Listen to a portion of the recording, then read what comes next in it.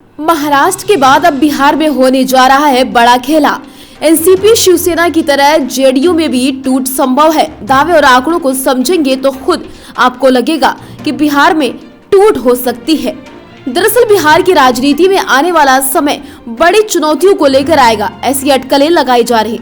एक तरफ जहां विपक्ष एक हो रहा, 18 जुलाई को होने वाली एनडीए की मीटिंग में चिराग पासवान और बिहार के पूर्व मुख्यमंत्री जीतन राम मांझी को बुलाया गया, तो वहीं दूसरी तरफ चिराग पासवान से लेकर सुशील मोदी तक सबने दावा किया आने वाले समय में बिहार में जेडीयू टूट सकती है।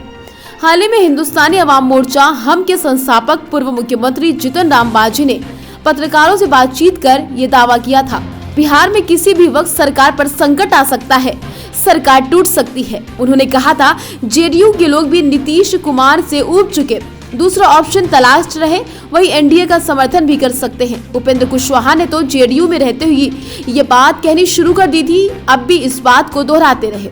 ऐसे में सवाल ये उठता है, क्या इन सभी नेताओं का दावा सही हो सकता है? क्या महाराष्ट्र में शिवसेना और एनसीपी की तरह ही जेडीयू में टूट बिहार में संभव है?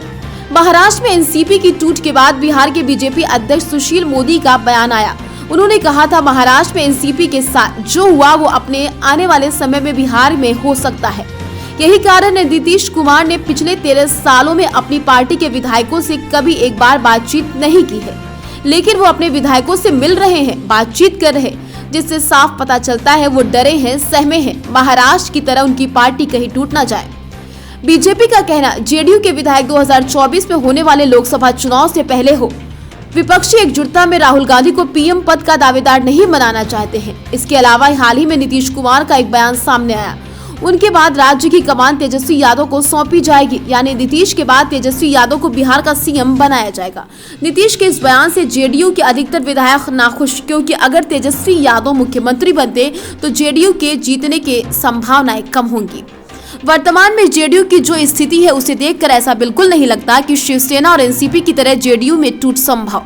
दरअसल महाराष्ट्र और बिहार के चुनावी आंकड़ों में काफी अंतर, यहाँ की राजनीति भी महाराष्ट्र की राजनीति से काफी अलग। आंकड़ों को समझते तो बिहार में कुल 243 विधानसभा सीटें, गठबंधन में जो सरकार उसमें आरजेडी के पास फिलहाल सबसे ज्यादा 79 विधायक, जेडीयू के पास 45 विधायक और तीसरे स्थान पर कांग्रेस, इसके पास राज्य में 19 विधायक।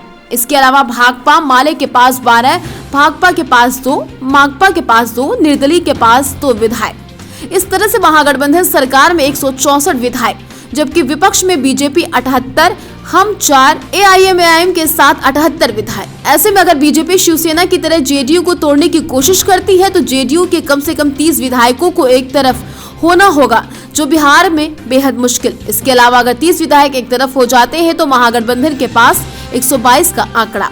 बिहार में अगर भारतीय जनता पार्टी तख्तापलट की कोशिश करती है तो उसे 122 सीटों का आंकड़ा पार करना होगा। फिलहाल पार्टी के पास सिर्फ 74 विधायक। दूसरी तरफ सत्तारूढ़ गठबंधन के पास फिलहाल करीब 160 विधायक, जिससे जेडीयू, राजद और कांग्रेस के अलावा 3 वामपंथी दल शामिल। हालांकि इसी साल जून महीने में जीतन राम मांझी के नेतृत्व वाले हिंदुस्तानी अवाम मोर्चा ने नीतीश सरकार से अपना समर्थन वापस लिया, पिछले 4 विधायकों के साथ सत्तारूढ़ गठबंधन में शामिल हुई थी। हालांकि अब वो एनडीए के साथ है।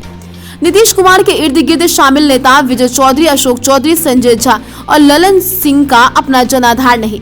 विधायकों की संख्या कम है, जितने हैं उनमें से अधिकांश नीतीश कुमार के समीकरण के सहारे ही जीतते हैं। नीतीश कुमार के पास साइलेंट वोटर हैं। इतने कारण हैं जिसकी वजह से कहा जा रहा है कि जेडीयू नहीं टूट सकती। हम के नेता और पूर्व मंत्री संतोष सुमन की माने तो पिछले साल सरकार बनाने और जेडीयू के महागठबंधन में शामिल होने से पहले ही ये किया गया था कि नीतीश कुमार जितनी जल्दी हो सके विपक्षी एकता की बागडोर लेकर राजनीति में कदम रखेंगे। जेडीयू में फूट पड़ने के इतने सारे कयास लगाए जाने लगे कि पार्टी के राष्ट्रीय अध्यक्ष संजीव रंजन उर्फ ललन सिंह को खुद सामने आना पड़ा, किसी भी तरह की फूट से इनकार किया। नीतीश कुमार जेडीयू विधानसभा दल की बैठक को संबोधित करते इन सभी अटकलों पर फुल स्टॉप लगाते हुए कहते हैं, बीजेपी विपक्षी दलों की एकजुटता के बाद घबरा गई। ब्यूरो रिपोर्ट, खबरदार न्यूज़ टीवी।